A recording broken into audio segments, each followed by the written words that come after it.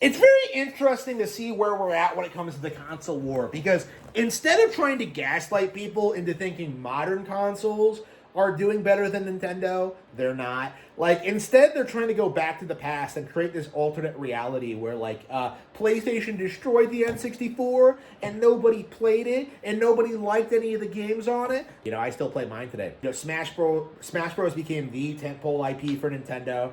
Like, you had all these, like, banger games that I know people still play today. But then you have, like, the weird caveat things, the things that, like, nobody really wants to address or talk about for obvious reasons. Like, you know, say, GoldenEye versus Metal Gear Solid. Okay, gee, I wonder what's better, the best first-person shooter ever produced or some cinematically driven slop by a hack Japanese man. Okay, like it's so interesting looking back at like the legacy of Metal Gear Solid, because so much of it like hinged on this idea that like, oh, it has a great story, it feels like you're playing a movie, and it has so many great characters. And then you have GoldenEye, which first of all had a movie adaptation, which is way better than, well, movie adaptation. The movie it was based on, I should say. The movie came first, obviously. You know, you have this great movie that everybody loved, that was way better than Metal Gear Solid, that stood the test of time, that's still relevant today. The last good Bond movie, a lot of people will argue.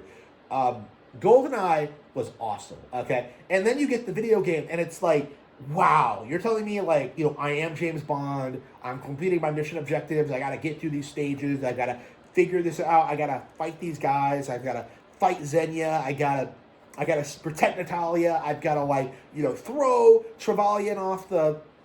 It's great. It is fantastic.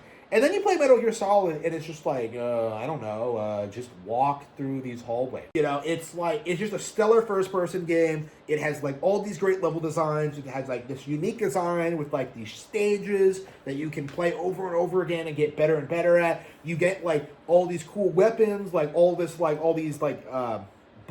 Bond lore. Like, you have all these things that make GoldenEye, like, one of the greatest games of all time, okay?